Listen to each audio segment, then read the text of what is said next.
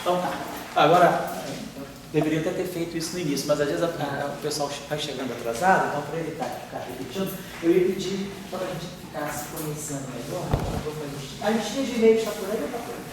Já passaram por isso, né? A listinha de e-mail está aí? Todo mundo já assinou a listinha que está aí, né? É licença. Todo mundo está aqui no e-mail? Pode me ajudar. Se eu me botar por uma conversa, você vai fazer os erros lá no e-mail ou não, você não quer aqui, não.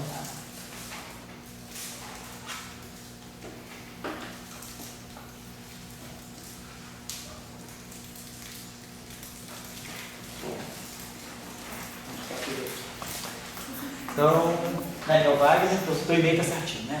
Então, Daniel, se apresenta aí para o pessoal. Bom, meu nome é Daniel, venho da UFC, Universidade Federal do Ceará, fiz engenharia mecânica, mas estudei muita física também, meu orientador foi o Renan. Mas que o Renan, né? Isso. Foi o mestrado que você fez lá na UFC? Não, a estou fazendo mestrado aqui. Você está no mestrado, está no doutorado? Não, mestrado, não tem doutorado. Teu pai também eu sei que gosta muito disso, né? Ele já teve aqui, discutiu comigo. Tá certo. Então, Daniel, né, já é nosso aqui. Você está no segundo ano do mestrado, né? Isso, tá certo. Depois, o Eric Monteiro Bailey Anderson Cavalcante. É o Eric de Santa Feira de Santana. É você, né? Então, você apresenta aí, pessoal. Eric. Escreve Eric, mas é Eric. Vim de Feira de Santana, da UFES, trabalhei lá com o professor Franz Peter. Você trabalhou com ele, né? Tá certo. Você está aqui no mestrado, segundo ano também? Mestrado, segundo período. Segundo período. Segundo, você entrou em agosto. Exato. Tá certo. Joia. Bom, já que você e Ivana, vamos seguir a ordem aí, a ordem sentimental. Ivaninha, você também é de Feira? Também sou de Feira. Estudei lá e agora estou fazendo mestrado em instrumentação científica. O teu faz instrumentação. E você vai fazer esse curso aqui? Eu estou achando que sim. Então tá legal. Eu não tenho preocupação, porque mesmo que vocês lá, vamos dizer assim, o direcionamento seja um outro, você pode trazer para esse curso, você conversa com o orientador lá, você vê com ele um tópico de eletromagnetismo que você queira estudar, que ele queira que você estude, você estude no curso. Não precisa ser exatamente o que eu estou fazendo, tá? Então tá aí, Ivana. Aí agora é o Eric com CK, né? É o Eric Ramon. Você o outro é ERCMLL, no final? Como é? O teu e-mail do Gmail RCMLB. V de Venezuela. Gmail.com, né? Sim. Você apresenta para nós aí, por favor. Sou da Venezuela. Da Venezuela. Sí, soy de Venezuela, soy también estudiante de mestrado. Está em que período agora? Segundo período. Você era do CBPF mesmo? ¿Ah? Veio para o CBPF em agosto? Sí, en agosto. Eu conheci. Você de que área que é? Qual é a tua área de pesquisa? LAFEX. LAFEX. Mas física de partículas? No, Experimental? no es temperatura finita. Teoría de campo na temperatura finita. Uma aguçador, exactamente. Você conhece mais do Daniel? Gustavo do Daniel? Claro. É um ídolo. Sim, Beleza, então bom, Daniel já conheci. Eric e Ivana. A Ivana, tá certo. Agora o outro é Eric. Aí agora depois é o Gabriel, que é você, Gabriel? Gabriel Mozinho Lando, né? Fala aí, Gabriel, se apresenta por gentileza. Eu formei na FRJ, estou no segundo período também, que nem todo mundo. E estou trabalhando com caos quântico. Caos quântico, quem te orientou? O usuário. Você não foi do usuário. Então tá bom. Gabriel, agora, Gregório Rabelo Moreira da Silva. Gabriel, fala aí, Gabriel, se apresenta para nós. Eu fiz graduação na FRJ, eu cheguei a começar o mestrado lá, mas tive que sair, porque na época eu estava trabalhando e tal, né? E fiz lá com a Ginete e o Nelson Velho. Pô, o Nelson foi meu professor. É? Eu fiz isso por causa dele. Porque eu ia fazer matemática. Ele é... Mas aí, Nelson, E ele é experimental, fortíssimo, né? eu fiz física 1 com ele, assim. Caramba. Eu fui colega da Ginete. A gente, porque Ginete era a esposa dele, mas era aluna da PUC. Eu soube. É. E, enfim, agora que estou voltando para o mestrado, Tá depois de 2 anos e meio. Tá no CBPF? Estou no CBPF. Com bolsa? Sim. Ah, então tá. Estou no primeiro período. Primeiro período, tá legal, tá entrando agora, né? Isso. Com bolsa você já tem direcionamento de área? Ainda não. Ainda não, né? Estou decidindo ainda. Isso, não, estou escolhendo na calma. Beleza, Gregório, tá certo. Agora o John Peterson, você, fala aí. Eu vim da UF, lá fazia, já era orientado pelo Marcelo Sergi. Ah, você continua na Marcelo. Você deve saber bastante coisa de matéria com você. Não, Marcelo fez doutorado aqui. ele fez, ele até queria ser orientado por você. Isso. Na verdade, eu estava cheio e ficou com saudade. Ele me contou. Ele que me indicou fazer esse curso com você, ele falou, qualquer curso que fizer, você entra lá e faz. Aí, mas só que com ele eu fazia computação quântica. E aqui você vai trabalhar com o Ivan? Aqui eu estou trabalhando com o Ivan e com o Roberto. Com o Roberto Sartori, então tá bom. Beleza, então tá claro. John, eu não vou esquecer de você. A Yuri, a de Viçosa, vocês conhecem o FB? Você não conhecia a terra dele. Você é de Viçosa mesmo? Não, eu sou de Petrópolis. Ah, você é de Petrópolis? Ah, é mesmo? Fui passear lá em Aí eu formei. Morei em Petrópolis 18 anos. O Daniel me contou que você ia fazer um aulinhas lá no Osvaldo. Você terminou o seu mestrado? No mestrado agora. Está no mestrado. Você fez com a iniciação científica? Você trabalhou com o que com o Daniel Leite? Não, tem uma atuação aqui. Tem uma avaliação de tá ótimo. Tá bom. Yuri, Yuri, você. Depois a Cláudia, né? É Cláudia Simone. Cláudia Simone Bass. Bus. A Bus, com 2 S, né? Bus. Tá. E aí, deixa eu ver se eu entendi aqui. Cláudia Simone. Não digo aqui no e-mail, Bus com 2 S. Pode ler, põe para ser presente aí. Meu nome é Cláudia e eu estou vindo da Federal de Santa Catarina. Eu comecei iniciação científica em partículas, acabei direcionando para gravitação. Ah, foi da gravitação, né? Você teve aula com o Knaip lá? No Marco Aurélio? Knaip? Tá ótimo. Bom, aí viu o curso para você? Eu Física 2, Do Teoria de Anguila, não? Teoria Clássica de Campos, seria? que ele incluiu, e Relatividade Possível. O Marco Aurélio, então tá certo. Marco Aurélio fez mestrado comigo, agora depois ele foi fazer um doutorado na Inglaterra e é professor na UFSC. Beleza, Cláudio, Célio, né, nosso amigo de Vitória. Né? Bom, gente, eu sou de Vitória, uma cidade, um estado próximo, vizinho ao Rio de Janeiro, e pretendo trabalhar aqui, fazer doutorado. Tá certo. O Célio é professor já do Cefet, né, Célio? Isso. Do Instituto Federal do Espírito Santo. Isso. Você está no campus de Vitória mesmo? Do campus de Tá Vitória. certo, tá certo. Beleza? Então, segue físicajaneiro.com. A Ivana já se apresentou. Diego. Eu sou Diego. Eu estudei ótica quântica experimental lá na UFRJ e agora estou mudando completamente de área para TG de Campos, aqui junto com o professor Laiol. Estou no 2º ano do doutorado. E depois eu gosto que você não escreveu o teu e-mail, mas agora você está na lista e se apresenta aí para o pessoal. Meu nome é Washington, eu trabalho com o professor Dória na questão trabalhando com eletromagnetismo, com leigo, essas características todas e depois eu vou entrar no mestrado aqui para começar a fazer. Eu já estou assistindo a aula dele para ele já dando uma... Você já terminou a aula de chave, né? Tá certo. Eu me livrei das amarras agora. Pode prender, por favor. Então, acho que todo mundo se apresentou, né? Tá certo. Aí eu queria saber de vocês o seguinte.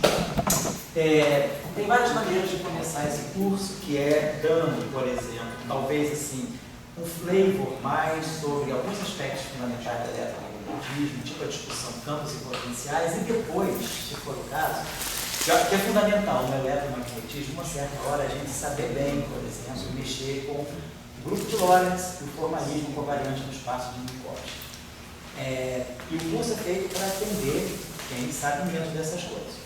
Isso está feito bem em detalhe em alguns cursos, no professor global, mas se for o caso, eu refaço aqui. Tem alguém que não conheça bem, não tem essa destreza no formalismo covariante no espaço de Minkowski? Então, eu vou fazer. Se para alguns de vocês ficar meio repetitivo, não precisa virar aula. Eu digo, tal aula, eu quero dizer, eu vou talvez não começar isso na próxima aula. Tá? De qualquer maneira, pode seguir a aula, vocês não precisam vir a aula, porque já sabem isso, mas aí dão uma olhada na aula para ver se eu, de repente, não falei de mais coisa, porque às vezes eu misturo muito em aula, mas eu não sigo muito um livro, né? Aliás, eu não dei livro nenhum aqui. Tem um livro, bom, o Jackson é uma referência, obviamente, o Jackson é uma referência, o Panofsky Phillips também é uma referência. Agora, um livro que eu gosto muito é um livro moderno de eletromagnetismo, que é um livro de um alemão, que se chama Esse livro está disponível em PDF na rede, tá?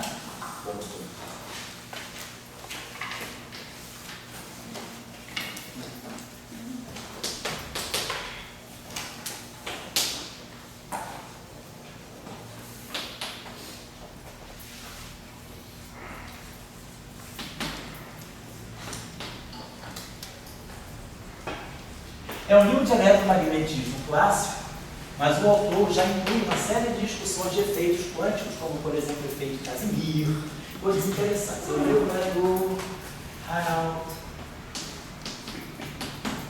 Müller-Kirsten.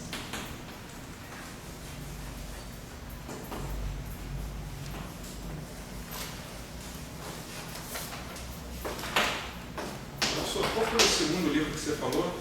O segundo livro que eu falei é um clássico também aí da literatura eletromagnética dos anos 60, que é o Panofsky e Phillips. Ele é o rival do Jackson. O pessoal tem lugar que adota mais o Panofsky, tem lugar que adota mais o Jackson, são dois livros competitivos. Eu acho que o Jackson é mais competitivo. Mas os dois são do mesmo estilo? Oi? Mesmo estilo. Estilo eletromagnetismo anos 60, anos 50. Outra coisa, que livro bom também, assim que. Opa, vocês podem consultar. O Panofsky e Phillips está aqui, né? Esse livro do Kirsten, já não precisei nem falar, mas o Jackson também, já falei para vocês. Um livro excelente também, que eu acho excelente. Esse livro também é atemporal. Ele vai ser sempre bom, vai ser sempre atual, que é o livro do Landau, né? A coleção Landau-Lifshitz, né? O Landau-Lifshitz é aquele que ele fala de teoria do campo, né?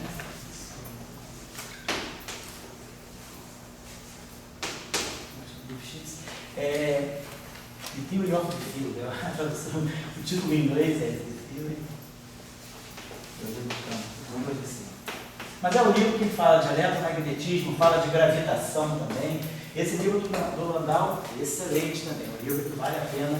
Agora é um livro, assim, padrão, antigo, né? Esse livro aqui é bem moderno, do Müller-Kirsten. Ele se presta, tem capítulos que se prestam para a graduação e tem capítulos que se prestam para a pós-graduação. Mas ele é uma visão mais atual, moderna, né? Eu gosto bastante dele também. Tem um livro também do Baruch, professor Assim Baruch, que é um livro também é um livro de teoria clássica de campos, mas direcionado para o eletromagnetismo. O professor Baruch foi nosso professor lá em Trieste também, ele foi o turco que ensinou teoria de grupos ao professor Salah.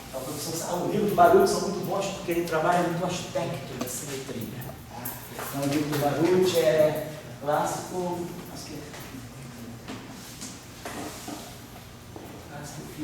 alguma coisa assim, eletromagnetismo. Tem na biblioteca.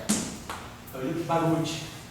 Eletromagnetismo clássico, alguma coisa assim, o clássico eletromagnético theory. Alguma coisa assim, mas é o livro dele que fala sobre isso. Bom, eu acho que esses livros tem, bom, tem outros ali, mas não adianta ficar essas coisas sugerindo muito livro, não, porque essas coisas já pode pegar algumas coisas de artigo, algumas outras coisas são padrão de livro, misturando um pouco tudo. Eu não gosto de seguir livro, não, porque eu mudo o curso a cada semestre, de acordo com a onda que vai caminhando. Para esse ano eu acho que nunca fiz isso. Esse ano, pela primeira vez, eu vou trabalhar mais a não linearidade, porque eu acho que esse ano, para o ano que vem, inclusive para a gente se preparar para o ano internacional da luz aí, eu acho que vale a pena a gente investir um pouco nessa questão da fotônica, aspectos não lineares da eletromagnetismo, estudo de polissólidos de luz, coisas assim. Tá?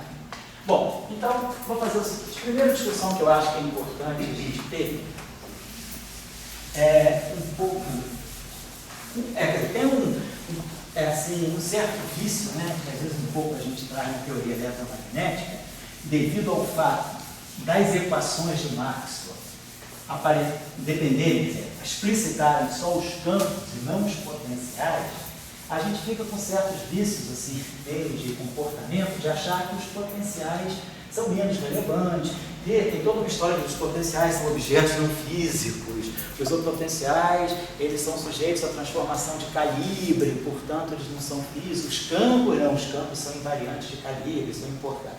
Essa discussão a gente tem que saber separar uma coisa da outra. Então, eu acho que o primeiro aspecto interessante é que vocês podem procurar um pouco na literatura, nos livros, aí, no livro do Landau, no próprio livro dos Jacques, um pouco essa discussão da relação entre os potenciais elettromagnéticos, né,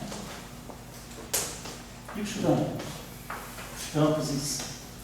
No eletromagnetismo convencional, né, os potenciais são o potencial escalar, potencial vetorial, magnético, e os campos são os pontos E e B. As equações de Maxwell, né, tradicionais, elas só aparecem com E e B. Mas isso, por exemplo, já não é mais verdade na supercondutividade. Quando a gente tem um supercondutor com um efeito Meissner, o potencial já começa a aparecer nas equações de Maxwell. Não tem uma equação, quer dizer, normalmente a gente escreve as equações de Maxwell, né, como sendo divergência de E. Vamos dar somente a S.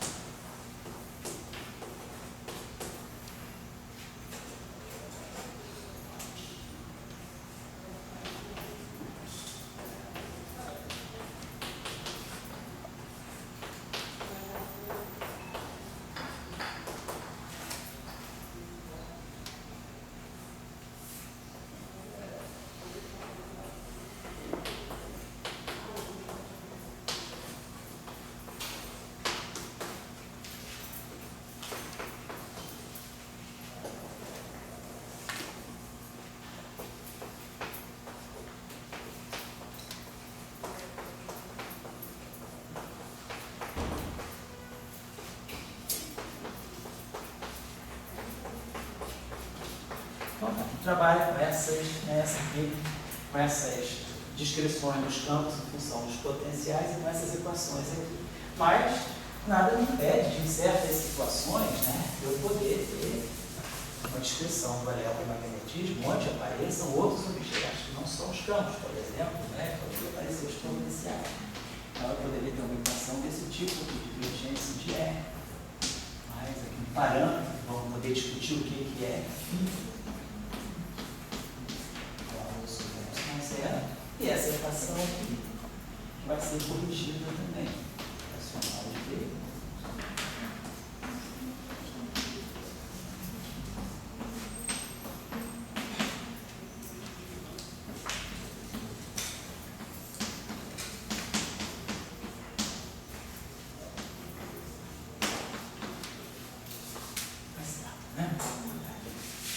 Então, a gente pode ter o que significa agora os potenciais estarem aparecendo aí.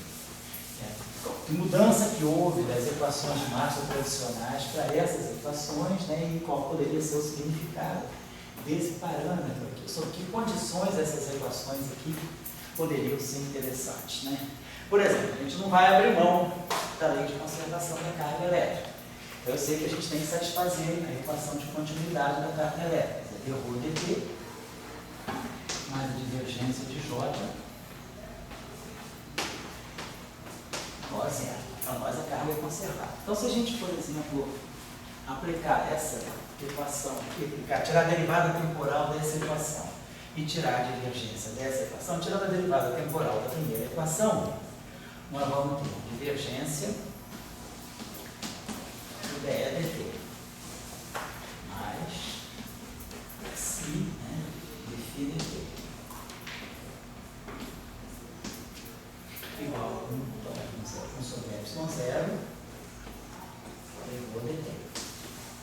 Se eu pegar agora a divergência da última equação, supondo que o campo magnético ele tem derivadas segundas contínuas, a gente sabe que a divergência do rotacional, nesse caso, é zero. Nem sempre a divergência do rotacional é zero, né? Se eu for calcular a divergência do rotacional de um certo campo vetorial F, né? Quem é a divergência? A divergência vai ser DI da iésima componente do rotacional, que é o epsilon i j kappa, j é eficaz. A gente usa aqui a convenção da soma, né? Sobre índices saturados consomados sobre eles, né? Então a gente aí vai ter aqui, posso escrever essa equação, que se termina aqui como sendo f de jk e dj fk. E aí a gente usa esse argumento. Isso aqui é antissimétrico em J, isso aqui seria simétrico em J, dj é a mesma coisa que dj di, então a simetria com a antissimetria, isso aqui é identicamente zero. Isso não é verdade se esse campo aqui não tiver derivadas segundas contínuas. Quer dizer, a gente pode dizer que duas derivadas parciais que mudam, isso aqui é verdadeiro, né? dx dy igual a dy dx, se eu estiver atuando sobre funções testes que têm derivadas segundas contínuas. Então, se a gente supõe que os campos são funções bem comportadas, é possível dizer, não é errado eu dizer que a divergência do rotacional é zero. Mas nem sempre a divergência do rotacional é zero. É justamente isso que deu a Dirac a capacidade de escrever os monopolos magnéticos, né? Quer dizer, porque senão essa equação aqui ela ficaria inconsistente. A divergência do rotacional de A é igual a zero. Mas se eu tenho monopolo magnético, se aqui aparecesse aqui, sei lá, uma densidade de carga magnética, como é que ia ficar a divergência do rotacional ser igual a zero? Então a divergência do rotacional de A é não nula se esse A tiver propriedades de singularidade de uma certa maneira. Ele não pode ter derivadas segundas contínuas. Aí é quando aparece a chamada string de Dirac. Então, estou só chamando a atenção desse fato que muitas vezes trivialmente a divergência do rotacional é zero. Então, nós estamos supondo que nós estamos trabalhando com campos magnéticos em regime em que esses campos magnéticos têm derivadas segundas contínuas. Então, a divergência do rotacional é zero. Isso aqui, vamos lá. Então, aqui. Divergência do rotacional de V é zero, vai ficar aqui, psi divergência de A. E aqui vai ficar para nós 1 sobre C2, D2, né? Derivada segundo grau, eu estou tirando divergência. 1 sobre C2, divergência de T. E mais de zero. Divergência do J. Certo, né? Vamos botar isso aqui desse lado aqui, só para ficar todo homogêneo em cima. Sim. Divergência. Vou passar isso aqui para cá. Vou botar isso aqui assim. Então, tá. Agora, claro, se eu subtrair, né, multiplicar toda essa equação aqui por C2, multiplico aqui por C2, e multiplico aqui por C2, eu multipliquei toda essa equação por C2 e subtraio uma da outra, esse termo aqui, cancela esse termo aqui. Então a gente vai ter esse primeiro termo aqui que vai ser psi defida é esse termo aqui. Então, estou subtraindo essa equação dessa. Então essa equação ficou por menos, né? Essa equação ficou por menos, e isso aqui também ficou por menos. Estou somando essas duas equações. Esse cara aqui cancela esse cara aqui, esse cara fica isso aqui, e esse termo aqui translada para lá com sinal positivo, mais C2 psi divergência de A. Então, isso aqui, né?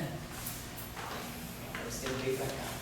Esse termo aqui, então esse termo aqui ficou aqui, esse termo veio para cá, e esse termo vou jogar para lá. Vai ficar 1 sobre epsilon0, derrou dt.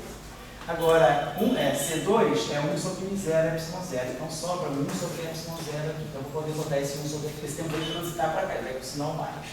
Mas o C2 de 0 é 1 sobre epsilon0, então eu fatorizo esse 1 sobre epsilon0 e fica a divergência de J. Então, claro, se a corrente é conservada, se tem conservação da corrente com a carga elétrica, né, satisfaz essa equação de continuidade, a gente ganha essa equação aqui. Esse psi aqui, em princípio, é um parâmetro diferente de zero, mas trabalhar no regime que psi seja não nulo. Então a gente ganha essa condição aqui, 1 sobre C2 dt mais divergência de A igual a zero. Então os potenciais não estão soltos. Eles têm que satisfazer uma condição para poder não violar a conservação da carga elétrica. Então, essas equações aqui são compatíveis, né? Quer dizer, não é errado colocar isso nas equações máximas. Também a pergunta é, o que significa isso? Então, só é um exercício ou tem significado físico? Então, vamos dar uma olhadinha nessa equação aqui. O que essa equação pode estar dizendo para nós? São os potenciais. Os potenciais Eles estão tendo um papel aí primordial. A consistência desse sistema, ela está toda jogada nos potenciais. Os potenciais agora estão aparecendo explicitamente ali na equação. Então, a pergunta é: o que essa equação significa? Vamos passar para o espaço de Fourier. Vamos escrever essa equação em termos das transformadas de Fourier. Vamos adotar a seguinte convenção. Para nós, a transformada de Fourier seria isso aqui. Né? Vou ver assim, vou botar φ de tx, né? Vai fazer integral de ômega sobre 2π. Fazer integral de Fourier, tanto fazer a transformação, a representação de Fourier, tanto no tempo quanto no espaço. A gente vai adotar essa convenção. Aqui vai ficar a transformada de Fourier do campo.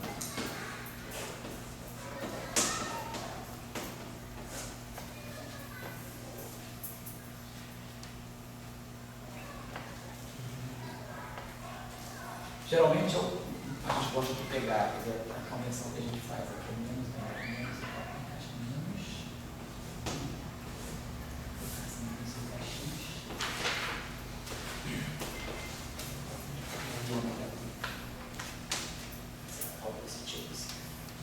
ou então, se eu quiser, faço a mesma coisa para o A, então, claro, aquela equação ali, né, é 1 sobre C2 ddt do φ. Então, quando eu derivar o φ em relação a t, eu vou produzir 1 em ômega. E aqui vai aparecer a transformada de Fourier do φ. E quando eu fizer a divergência, fizer a transformada, a mesma coisa, a mesma expressão aqui para o A, eu tirar a divergência do A, vai aparecer aqui menos IK. Então, lá vamos ter aqui menos I, capa, escalar, transformada de Fourier do A. Vai estar esse vetor aqui com tiozinho, tudo que tem tio é a transformada de Fourier, está no espaço dos momentos. Então, isso aqui tem que ser igual a zero. Então, o que a gente já está vendo aqui, ó? A gente já está vendo um fato interessante, que é, ó, perda da transversalidade. O vetor de propagação já não é mais ortogonal ao potencial vetor. Nas equações de Marx, sem esse termo, o E rotacional de B menos dA, o E menos gradiente de φ menos dA dt e o B rotacional de A. Então, B rotacional de A, rotacional produz o K, o A. Então, o B está no plano, né? Então, o B e o A estão ortogonais, né, ao K. Agora, nesse caso, tem K escalar A ao φ. Então, esse potencial aqui está medindo a não transversalidade do potencial. Quer dizer, essa onda está se propagando com um potencial vetor, com uma componente ao longo da direção de movimento. Eu perdi aquela polaridade. Então, aqui eu tenho uma componente longitudinal. Eu tenho uma componente longitudinal. Então, a onda passou a ter componente longitudinal. E esse potencial aqui está expressando, né, justamente o fato dessa onda ser longitudinal. Vamos ver mais. Eu vou querer chegar por que às vezes o potencial pode se tornar importante. Então, muita gente diz, o potencial, a força de Lorentz só depende dos campos, né? A força sobre uma carga é QE mais QVD. Então, os campos não aparecem na força, os potenciais não aparecem na força, então eles não são físicos. Mas aí a gente sabe que isso é desmantelado na mecânica clássica, na própria mecânica quântica, nem se fala, né?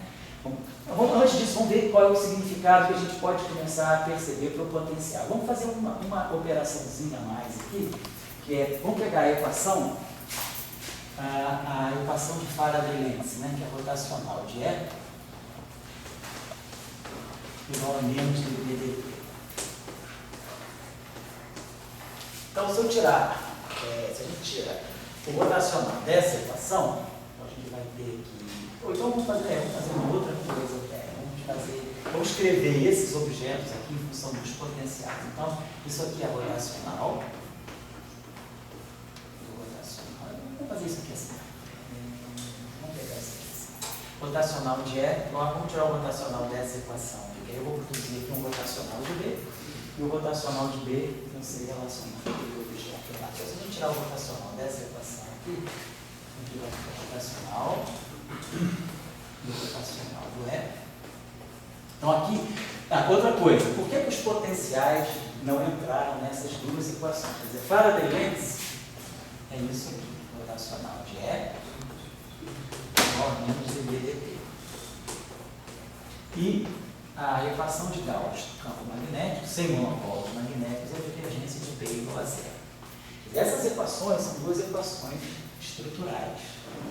Elas independem da distribuição de cargas, elas não veem distribuição de carga, elas estão ligadas exatamente ao fato, né, dos potenciais estarem ligados aos campos por essas relações aqui. Se eu tirar o rotacional de E, o rotacional do gradiente dá zero. Então fica rotacional de E igual a menos ddt do rotacional de A, que é o B. Então, Faraday Lens, na verdade, ela é uma expressão disso aqui. Tá? Na verdade, me dizendo isso aqui. E a divergente de B é o fato de B ser rotacional de A. Então, essas duas equações, na verdade, elas poderiam ser pensadas como duas identidades. Porque se eu conheço a definição dos campos, né, em função dos potenciais, eu tiro o rotacional aqui, tiro a divergência aqui, eu automaticamente ganho isso. Então, independentemente da distribuição de cargas e corrente, essas equações são sempre verdadeiras, desde que eu guarde essa relação entre E e B e os potenciais. Então, são as equações que a gente chama de, na verdade, são chamadas de identidades de Young. Nós vamos entender depois por que é o nome identidade.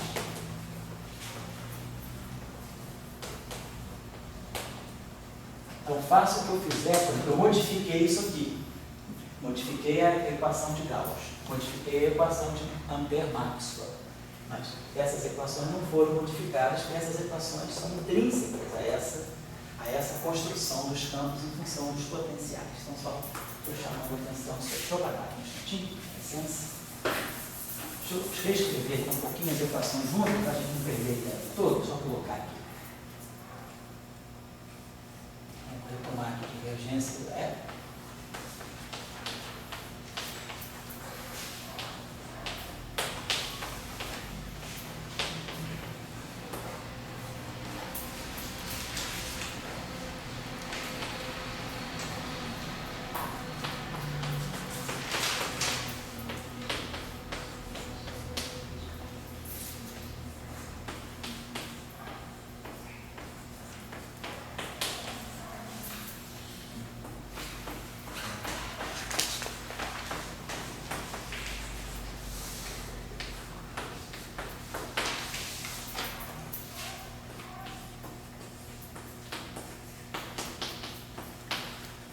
Então, essas equações são de presença de cargas e correntes. Suponhamos que eu esteja trabalhando, vamos tirar as equações de radiação no vácuo.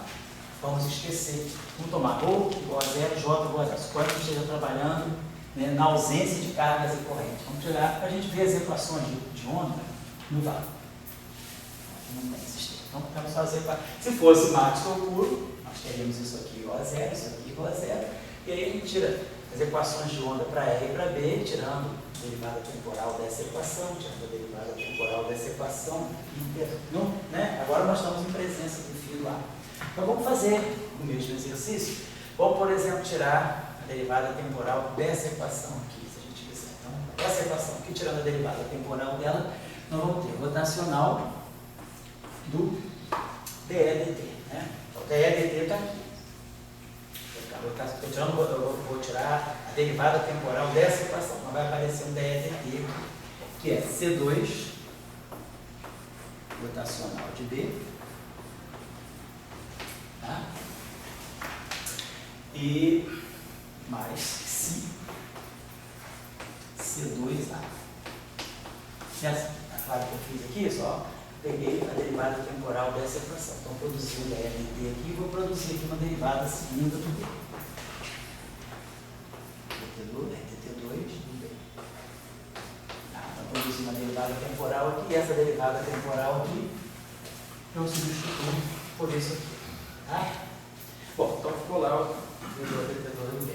Vamos, esse D aqui é rotacional de A. Vamos dizer, aqui a gente está observando. Eu posso escrever, ó, rotacional de A igual a B. Então fica rotacional do rotacional de B. C2. Rotacional do rotacional de de um vetor. Então, rotacional é epsilon i, j capa, tj, a capaésima componente desse vetor. A capaésima componente desse vetor é epsilon capa ln dl. Esses F's são constantes, essa construção aqui dos F's de Leibniz dão para nós delta i L, delta de j i, menos delta de n, delta de j L, dj dl. Certo? Só usando as identidades vetoriais. Esse termo aqui, ó, se tudo aqui eu estou calculando rotacional, então se tudo aqui tem I, J está contraído, K está contraído, L está contraído, M está contraído. Essa equação é uma equação com índice livre I. Isso aqui é um vetor, a iésima componente do vetor rotacional já. Então o índice livre é o I. Então esse L fica I e esse J fica M. Quando o L fica I, aqui eu produzo DI. E o J fica M, eu estou produzindo divergência do ar. E esse termo aqui, então, está dando um índice, isso aqui é um gradiente. Isso aqui é o gradiente da divergência. E esse termo aqui está me dando J igual a L e o M igual a I, menos o Laplaciano. Então, o rotacional do rotacional de B é o gradiente da divergência, rotacional do rotacional de B, gradiente da divergência de B, mas nós estamos isentos de monopolo magnético. Então, divergência de B continua sendo zero. Então, com o campo B, esse termo não vai ter. Vai aparecer aqui direto um Laplaciano. Então, vai ficar menos C2 Laplaciano do campo B. E aqui mais C2 rotacional de A, que é o B. Igual aqui a menos D2 DT2 B. Então vamos dividir tudo por C2, né? Tira esse C2 daqui, para poder ficar com a equação de onda bonitinho, né?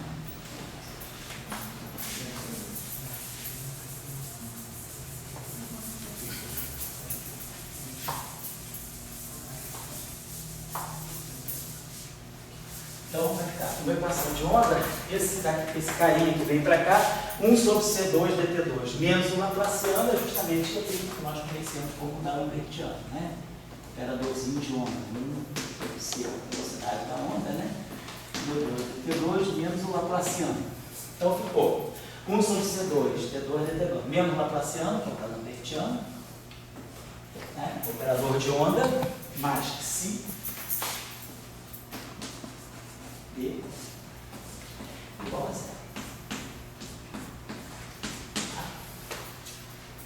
Então, a gente está vendo que essa equação tem um sentido, né, de uma equação com uma relação de extensão um pouquinho diferente. Vamos dar uma olhadinha. Vamos passar isso aqui para o espaço de Fourier, como a gente faz sempre.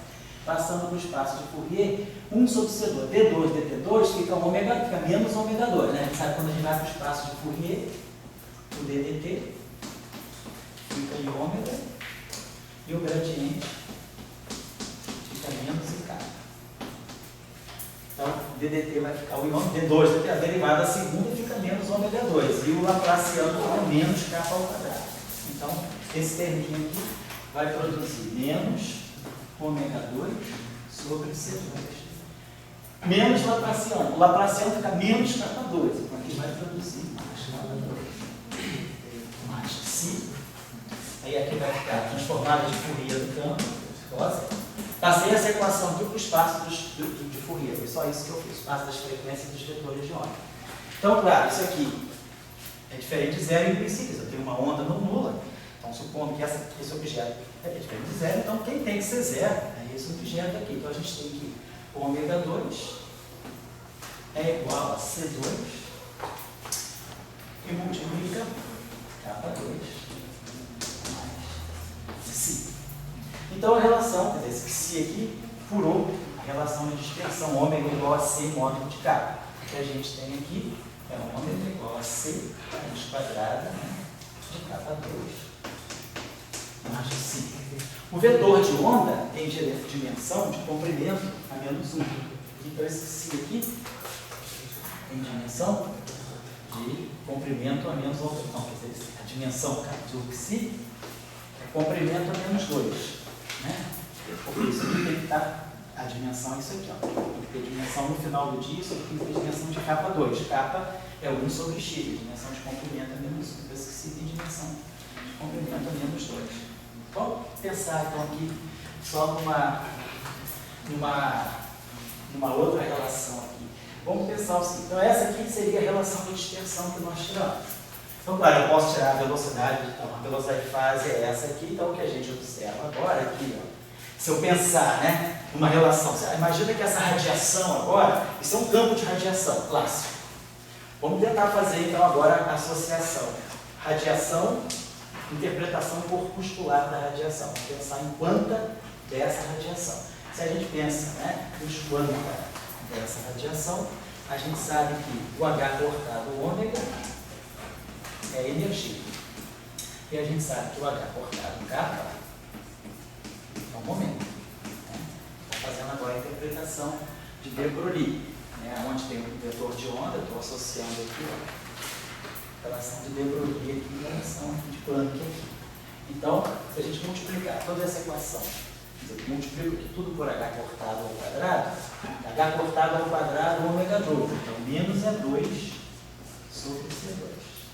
Mais H cortado ao quadrado kappa 2, mais V2. Mais H cortado ao quadrado Si.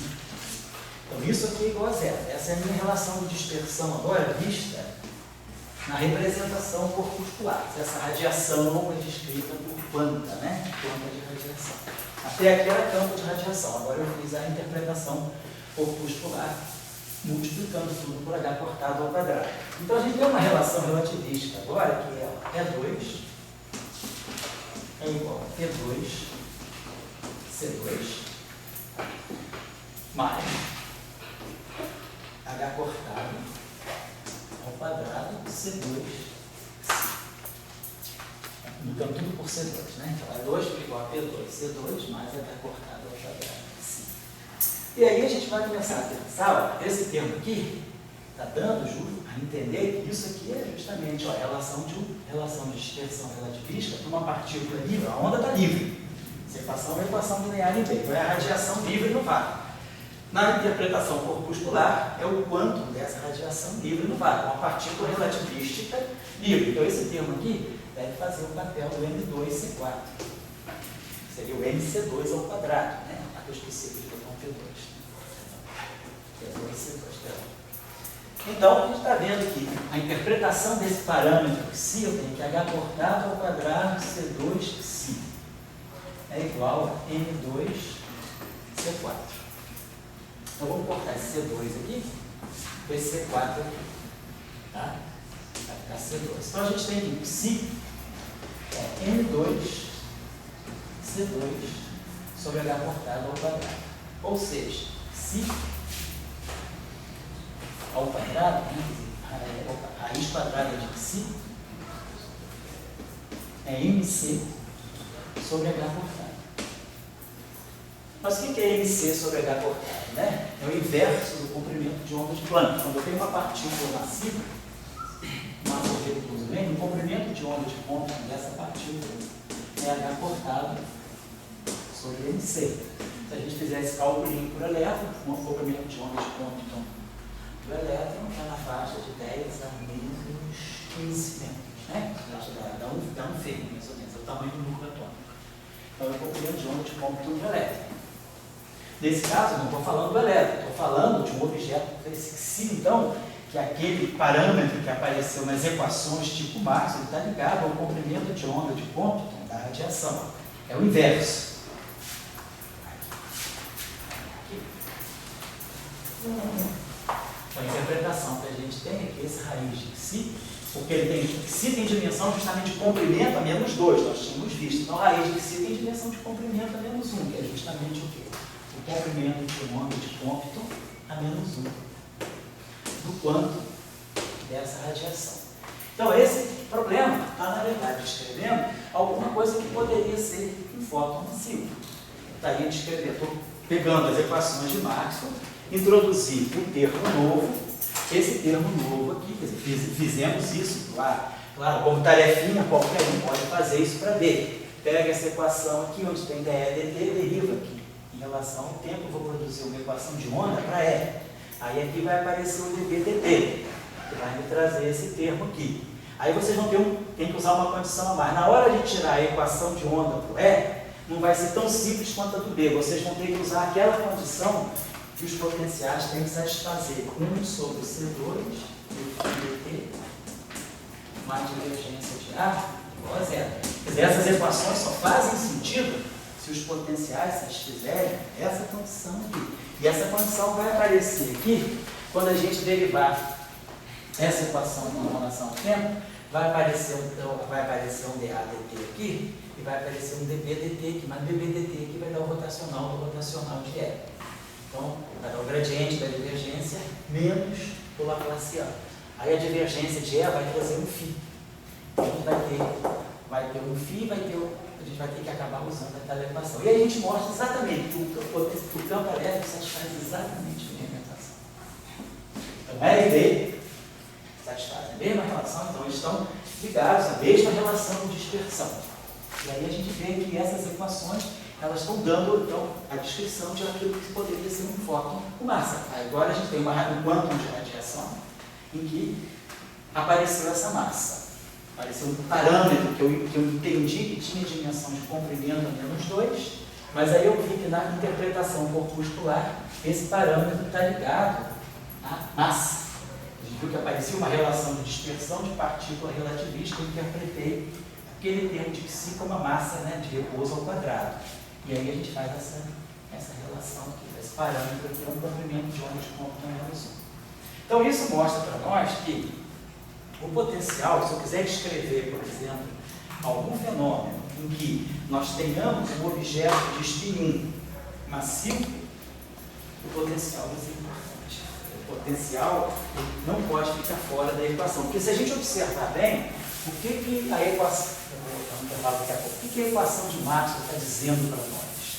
Qual é o conteúdo das equações de Maxwell? Quer dizer, historicamente nós sabemos, nós tínhamos a carga introduziu uma força, que é a força de Coulomb, e associada a essa força nós introduzimos a noção de um campo eletrostático, então aparecia carga gerando campo. Aí cargas em movimento gerava campo magnético, lei de Biot-Savart. Então, depois, campos dependentes do tempo, via que E e B se retroalimentavam. Mas o que está por trás? Isso é uma descrição histórica, mas o que está por trás disso tudo? Então, se a gente agora começa a pensar, imagine que eu tenho uma partícula massiva, ou que eu tenho uma partícula de massa zero. Imaginar a situação, que é o fóton, eu tenho uma partícula de massa zero. Mas eu sei que essa partícula apresenta dois modos de polarização, ela tem spin. Então, eu quero escrever uma partícula de massa zero e spin 1. Então, a minha pergunta é, se essa partícula tem massa de repouso nula, essa é uma partícula necessariamente relativista. Então, a relação de dispersão que ela tem que satisfazer é essa sempre aqui. Isso aqui está fora de cogitação, não posso usar algo que não é isso. Agora, o fato dela ter spin e a onda transversa, o fato do fóton livre, o fóton livre descrever uma onda transversa,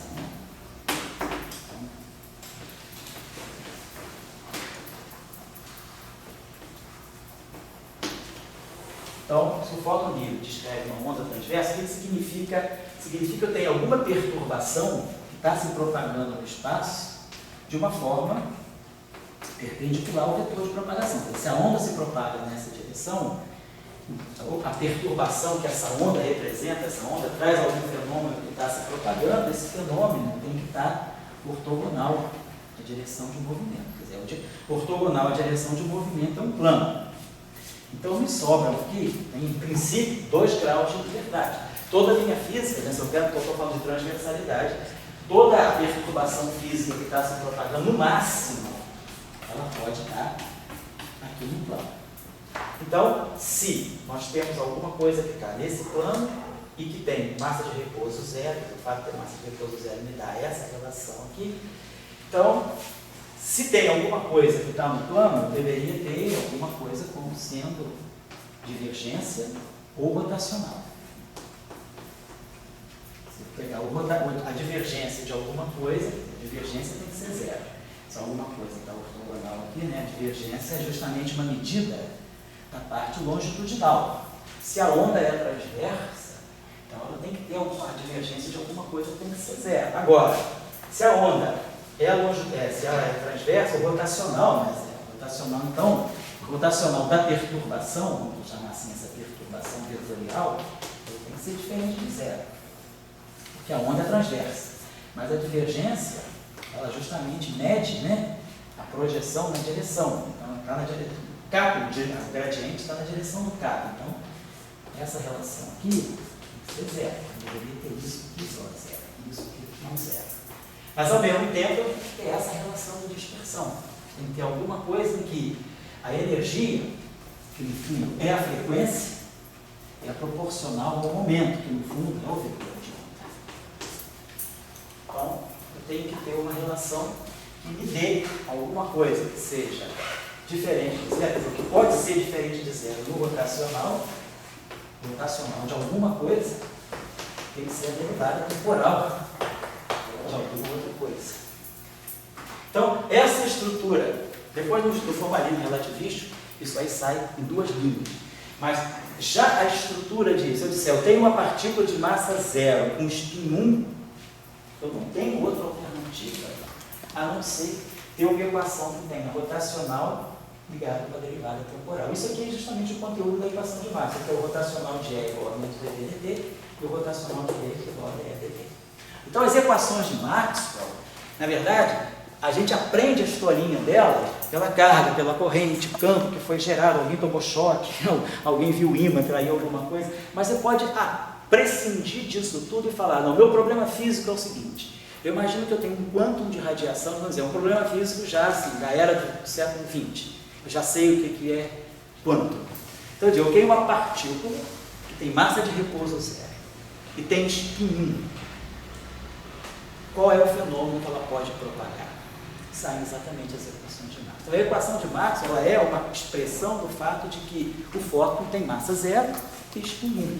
E aí tudo isso vira divergência de E, rotacional de E, divergência de B, rotacional de B. A gente entende que a gente tem que ter um fenômeno, né, ondulatório vetorial, porque o spin é 1.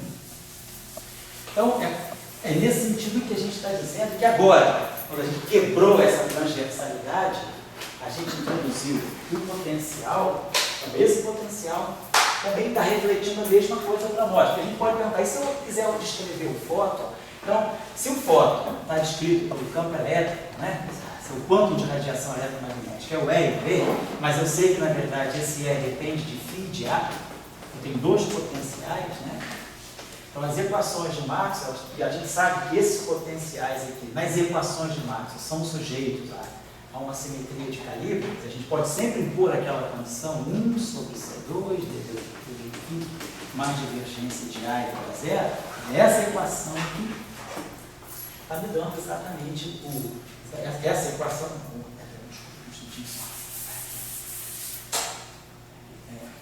Escrever isso aqui. Vamos dividir aqui. Vamos virar aqui.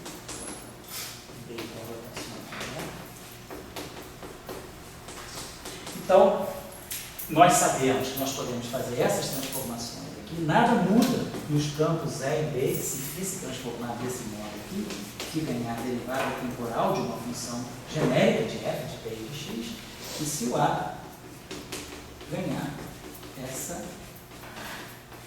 o gradiente dessa função. Então, se eu jogar φ' e A' aqui, eu vou ter E' igual a E, B' igual a B. Se eu escrever um campo E', função de tudo liga, e substituir esses campos transformados aqui, o gradiente desse termo aqui vai matar a derivada temporal desse aqui.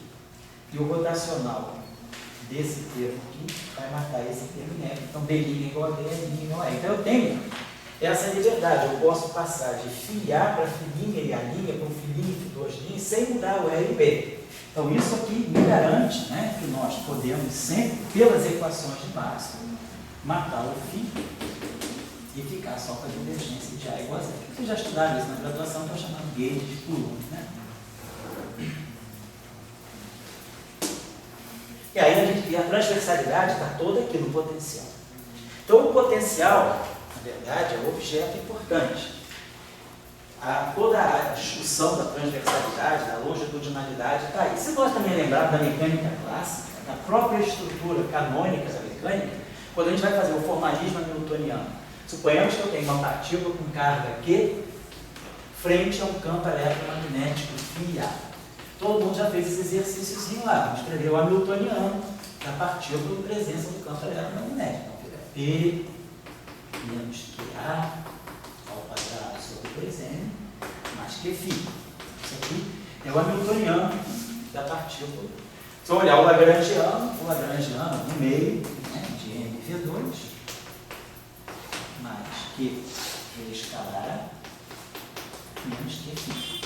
Então, ou eu escrevo o lagrangiano, ou eu escrevo o hamiltoniano, mas o que é importante é que no lagrangiano e no hamiltoniano não aparecem os campos, aparecem os potenciais. Os campos aparecem na lei de força. Se eu tirar as equações de Euler-Lagrange ou tirar as equações de Hamilton-Jacobi, aí vai aparecer MR dois pontos igual a QE mais QB. Mas no lagrangiano, na formulação, né, lagrangiano, hamiltoniano da mecânica, quem aparece são os potenciais. E quando eu faço mecânica quântica, eu não trabalho com as equações de campo, com as equações de movimento, eu trabalho com o hamiltoniano. Então o hamiltoniano da partícula é esse aqui. Então quem aparece são os potenciais. E aí a gente sabe que tem aquele fenômeno chamado efeito Bohm-Aharonov, foi descoberto em 1949, que mostra que os potenciais na mecânica quântica eles têm uma interpretação direta em termos de deslocamento, né, nas franjas de difração, uma experiência de fenda dupla com elétrons. Os elétrons passando por uma experiência, por uma fenda, né, e sendo difratados num padrão de difração. Se eu colocar os elétrons sem o campo eletromagnético, eu tenho um espectro de difração. Se nós colocarmos agora um solenoide entre as fendas, apesar do B ser zero do lado de fora do solenoide, nós vamos ver o A não é zero. Na mecânica, quando eu pegar o campo de um solenoide, né, todo mundo sabe, o campo de um solenoide perfeito, infinito, é B uniforme aqui dentro e B igual a zero aqui fora. Então, o campo, beleza, o campo é nulo fora. Mas o potencial não é. B é rotacional de A. Se eu fizer uma integral aqui, se eu quiser calcular o fluxo de B ao longo de um disco que incorpora, né, que engloba um raio maior do que o raio do solenoide, então se eu calcular o fluxo disso aqui, né, calcular a integral de fluxo disso aqui, integral de B ds é o fluxo. O campo magnético está todo concentrado dentro do solenoide, então o fluxo vai ser B vezes IR ao quadrado, raio do solenoide. Porém, esse percurso aqui, ele é maior do que o raio do solenoide. Esse percurso aqui, pelo teorema de Stokes, né, isso aqui é integral de superfície do rotacional de um campo, lhe dá a circulação do campo, do percurso fechado. Então, o que vai sair daqui vai ser a circulação do ar. Pela simetria do problema, esse A aqui é completamente polar, esse metal aqui, então o que vai sair daqui vai ser um 2πr A. Claro, se o potencial aqui fora fosse zero, o fluxo daria zero, mas é impossível, o fluxo não é zero, o fluxo é BPR2. Então, esse potencial aqui fora não pode ser zero. E aí a gente sabe que o potencial fora do solenoide ele cai com 1 sobre R. Ele é o fluxo, né? Isso aqui é constante, é πr2. Isso aqui é o raio do solenoide, que é constante, sobre 2πr. Então o potencial vetor, ele é, né, polar, ele é azimutal, caindo com 1 sobre R. Então o potencial aqui fora não é zero. Então do ponto de vista da mecânica quântica, o potencial fora do solenoide não é zero. Então o elétron, ele vai sentir o potencial. Newton vai dizer que ele só vai sentir a força. Então, pelas equações de Newton, o elétron aqui fora é uma partícula livre. Mas pelas equações da mecânica quântica, o elétron aqui fora não é uma partícula livre. Está acoplado minimamente ao campo eletromagnético. O potencial vetor fora do solenoide não é zero. O campo é zero, mas o potencial não é. E isso aí é que dá origem ao chamado efeito Aharonov. Então a gente sabe que o potencial é que é fundamental. Se ele aparece na força de Lorentz ou não, é apenas um detalhe. É uma coincidência da física clássica. É um problema, vamos dizer assim, é uma particularidade. Mas não é uma generalidade. A generalidade, então, é o potencial. Então, para nós, fenômeno eletromagnético não está nos campos. Ele vai estar sempre nos potenciais. O objeto fundamental para nós vão ser os potenciais. Existem outros efeitos interessantes também, que é o chamado efeito Aharonov-Kasher. O efeito Aharonov-Kasher também é um efeito, que é o dual do efeito Aharonov-Bohm. Fizeram o Aharonov-Bohm com uma fenda simples. Isso. Há pouco tempo. Fizeram, né? É, uma fenda simples. Também você vê também a importância do dedo, né? Dá para ver, claro. Sem dúvida. O Aharonov-Kasher também é mais recente. Ele foi previsto teoricamente em 1984. Né? Isso. E foi medido em 1994. A primeira medição do efeito Aharonov-Kasher foi de 94. E ele é um efeito também que, ao invés de ele mostra a interação. Aqui é uma fase que é gerada pelo campo magnético. O efeito Aharonov-Kasher é a mesma situação, só que com campo elétrico. A gente mostra aqui o fato da partícula ter spin, o spin da partícula se acopla com um campo elétrico, que não seja com um potencial que não seja zero, e dá um efeito de fase também. Então esse efeito Aharonov-Kasher é o chamado dual do efeito Aharonov-Bohm. Então a gente tem, assim, hoje já tem bastante elementos para perceber que o que é fundamental no campo eletromagnético não são os campos, são os potenciais. A partir dos potenciais é que eu vou ver os campos. Isso é interessante porque se nós mudamos de dimensão, e a gente sabe que hoje a gente tem uma grande variedade de dimensões. O pessoal da matéria condensada tem cristais bidimensionais e tem também sistemas unidimensionais. Então, se eu vou para sistemas de mais baixa dimensionalidade, né, uma dimensão temporal e duas dimensões espaciais, uma dimensão temporal e uma dimensão espacial, como é que eu vejo o campo eletromagnético nesses espaços de mais baixa dimensionalidade? Eu não vou pelo campo, eu vou pelo potencial. E aí isso aqui que vai me guiar para eu entender como que o fenômeno eletromagnético se propaga em dimensões mais baixas, ou também em dimensões mais altas. A física dos supercondutores topológicos é feita em 5 dimensões. Então, em 5 dimensões, o que é o campo magnético? Em 3 dimensões espaciais, no nosso mundo, o campo elétrico é um vetor. O campo magnético é um vetor. Mas se eu mudo a dimensão, será que essas grandezas mantêm essa característica? Será que o campo magnético, eles vão ser sempre vetores? Eles podem se tornar escalares ou podem até se tornar tensores. Então, a característica do campo ela é determinada pelos potenciais. Isso aqui não. Isso aqui é sempre escalar. Qualquer que seja a dimensão, isso é um escalar. Qualquer que seja a dimensão, isso é um vetor. Então, porque isso aqui é fundamental. Agora, quem é B? B é rotacional de A. O rotacional de um vetor só é um vetor em 3 dimensões. Se eu calcular o rotacional de um vetor no plano, ele dá um escalar, ele dá um pseudo-escalar, na verdade, né? O que é o rotacional, né? Se eu tiver um sistema bidimensional, um vetor com componente Vx e Y. O que é o rotacional dele? O rotacional do vetor é sempre isso, leve típica, derivada, componente do vetor. Então, em 2 dimensões, isso aqui está saturado, não sobra índice nenhum. Então, isso aqui não pode ser vetor. Isso aqui só está sem índice nenhum, ou é escalar ou pseudo-escalar. Isso é a única componente que sobra aqui em 2 dimensões, é o dx dy menos dy dx. Se eu fizer uma reflexão, né, esse cara aqui, né, ó, o rotacional é uma única componente. Então, em 2 dimensões planares, o rotacional simplesmente é uma função, é um escalar, ele não é um vetor. Então, quer dizer, o B, que é o rotacional de A, se eu estiver trabalhando com rotacional de A em 2 dimensões planares, eu vou ter um escalar magnético. Agora, o campo elétrico é o gradiente de φ. Gradiente, ele é vetor em qualquer dimensão. O campo elétrico, ele mantém a característica vetorial. Ele é o gradiente de um escalar. Em qualquer que seja a dimensão, isso é um vetor. Mas o rotacional de um vetor só é um vetor em 3 dimensões. Em 3 dimensões, por acaso, o leve típica tem 3 índices. I, J e K. Um índice é contraído com a derivada e o outro índice é contraído com o vetor. Então, ó, sobra um índice. Então, em 3 dimensões, eu tenho um perfeito vetor.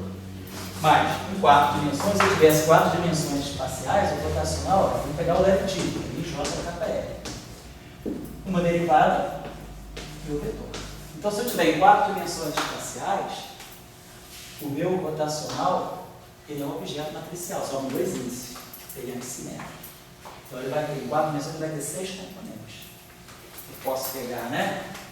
Componente 1, 2, que vai ser D3, V4 menos D4, V3.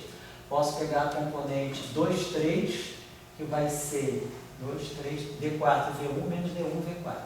Posso pegar a componente 3, 1, que vai ser D2, D4, D4, D2. Aí depois posso pegar a componente, então peguei 1, 2, 1, 3, 2, 3, 1, 4, 2, 4, 3, 4. Vai dar 6 componentes, então vou ter 6 objetos. Então esse objeto é uma matriz. Uma matriz tem 6 elementos, né? É uma matriz 4 por 4. Antissimétrica. Então, uma matriz antissimétrica 4 por 4. Toda matriz antissimétrica tem diagonal 0. 1, 2, 3, 4, 0, 0, 0, 0. Se ela é antissimétrica, esse carinha que está aqui é esse. Esse carinha que está aqui é esse. Esse carinha que está aqui é esse. Isso aqui é delta, isso aqui é menos delta. Isso aqui é epsilon, isso aqui é menos gama, isso aqui é menos epsilon. Isso aqui é zeta, isso aqui é menos zeta. Então eu tenho alfa, beta, gama, delta, epsilon. Tem 6 elementos. Então, o rotacional, se eu tiver 4 dimensões espaciais, o rotacional passa a ser uma matriz antissimétrica. 4 por 4, portanto, ela tem 6 elementos independentes. Então, ela passa a ser um tensor. Então, o rotacional, então o campo magnético é interessante porque ele carrega muito a peculiaridade da dimensão. O campo elétrico não, ele é vetor em qualquer lugar. Então, ele revela pouco aspecto da dimensão. Mas o campo magnético ele vai carregando uma memória da dimensão onde ele está. Ele é um escalar. Se eu tiver em uma dimensão, física da matéria condensada, em uma dimensão temporal, uma dimensão espacial, não tem sentido falar rotacional. Não posso tirar rotacional de uma coisa que é unidimensional. Gravity precisa ter pelo menos 2 isso. Então, em uma dimensão temporal, uma dimensão espacial, não tem sentido o campo magnético. Então, o fenômeno eletromagnético é puramente elétrico. Se eu vou para 2 dimensões espaciais, aí o campo magnético já vira um escalar. Se eu vou para 3 dimensões espaciais, que é o nosso caso, o campo magnético já vira um vetor. Se eu vou para 4 dimensões espaciais, o campo magnético já vira uma matriz. Se eu vou para 5 dimensões espaciais, o campo magnético já vira um tensor. Completamente tensorial. Tem 3 isso. Então o campo magnético ele mede muito a dimensão do espaço onde a gente está. Então é por isso que a gente está sempre muito ligado, né? Esses fenômenos de baixa dimensionalidade, tipo níveis de Landau, efeito Hall, tudo é feito, os efeitos que a gente pesca em dimensões diferentes de 3 são efeitos magnéticos, porque o campo magnético ele é sensível à dimensionalidade, então ele revela a peculiaridade daquele espaço do tempo de dimensão mais alta ou de dimensão mais baixa. O campo elétrico, aquele fator R, 1 sobre R quadrado, também não mede dimensão? O comportamento mede também, pela lei de Gauss, né? Se você tiver em N dimensões espaciais, o teu campo elétrico cai com dimensão N menos 2. Então, você tem 1 sobre R elevado a N menos 2. Mas e a lei do campo? Eu estou dizendo a estrutura tensorial do campo, que é uma coisa mais primária ainda. Eu não preciso nem resolver a equação de Gauss. Basta você olhar para o campo e você já sabe que dimensão que você está. Tá. Então, vamos para nós do break aí. 7 horas, só dar um paradinho de 7 até 7h15. Só para finalizar então. A discussão que eu estou levando em conta aqui, quer dizer, estou levantando argumentos gerais. Vocês podem buscar algum texto, mas pensem sobre a questão. Pensa o seguinte, se eu tivesse que dar uma aula para alguém e convencer alguém de que o que é mais importante é o potencial do que o campo, como eu articularia o meu discurso?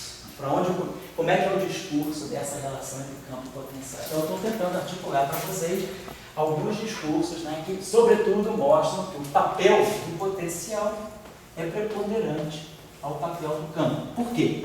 Porque eu tenho situações de eletromagnetismo em que eu preciso colocar os potenciais nas equações. É o caso, por exemplo, do fóton massivo, que está ligado à supercondutividade. Então, se o fóton se torna massivo, num fenômeno de supercondutividade, né, dentro do supercondutor, quando eu passo, né, quando eu vou abaixo da temperatura crítica, e o supercondutor, o condutor ou o isolante, ou a cerâmica se torna supercondutora, há uma transição de fase no sistema e o fóton deixa de ter massa nula e o fóton passa a ser massivo. Eu estou numa região agora em que o fóton é massivo. A massa do fóton é da ordem de alguns milielétronvolts, mas existe uma massa não trivial, uma massa de repouso não trivial. Quem controla esse fenômeno são os potenciais. Então os campos eles são muito limitados. E a gente vê que o potencial é o mais fundamental, porque quem sabe o potencial sabe o campo. Mas quem sabe o campo não sabe imediatamente o potencial. Existe mais de um potencial associado ao mesmo campo, né? São as famosas transformações de Calibre. Filinha e a linha relacionados com fia, da maneira como eu tinha mostrado, aqui uma derivada temporal e aqui um gradiente de uma função escalar, eles dão o mesmo campo. Então, eu tenho uma ambiguidade. Diferentes famílias de potenciais dão os mesmos campos. Então, o potencial é mais fundamental. Quem sabe o potencial sabe o campo, mas quem sabe o campo tem ambiguidade na escolha do potencial. Então, o potencial é mais fundamental.